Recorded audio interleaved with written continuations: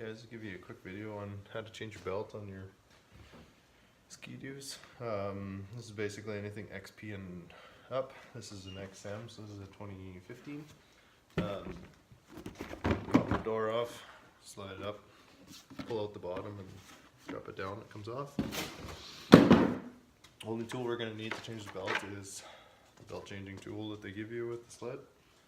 You pull the belt guard, pin at the back, tip it up, wiggle it out. So if we needed to change a belt, all we're going to do, one hole here is threaded. Take the threaded end of the tool, thread it in until you have enough tension or slack to take the belt off. So as you can see, the further in I go, it's opening the sheave up. You have enough slack that you can slide the belt off. So enough slack, work the belt over the clutch.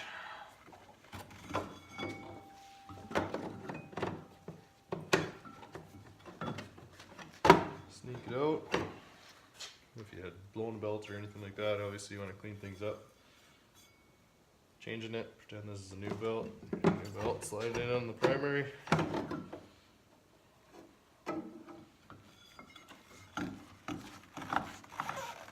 Back onto the secondary. Now, we want to adjust the proper tension. Okay. So, if you're going back to a brand new Ski-Doo belt, you likely won't have to change it, but even as your belt wears, you should adjust the belt tension. So, how do we do that? This belt here on this sled is actually set up too tight. Okay, we can't roll it back.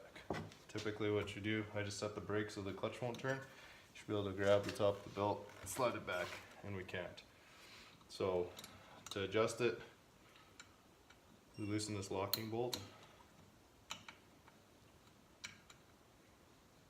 And we don't have to go too far, but enough so that we're going to be able to turn this adjuster. So this is our adjuster. Now, the way I like to do it, if the belt wasn't already too tight, you give this some slack, and then we work the belt so that it's too tight. Start adjusting with the belt changing tool until it has about the right tension. Now, a rough idea is the valley, flush with the top, is generally a good place to start. But we want a nice drag through the secondary. So you should be able to grab the front of the belt, roll it up, and it should roll through the secondary.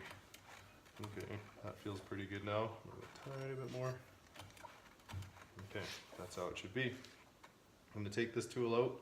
As long as we don't touch anything, nothing's going to change. And we're going to tighten this adjuster ring until it's just touching the helix. That's going to hold it at this exact width. Every time your clutch is closed, it's going to hold it at this width. And all we have to do is tighten up the locking bolt here. And again, it just has to pinch. It's not, don't tighten it too far or anything like that. All it has to do is squeeze on these threads. That's good. So now you can grab the front of this, roll through the secondary. It's got some drag, and that's going to give you a nice engagement, nice and disengagement without having too much belt slap.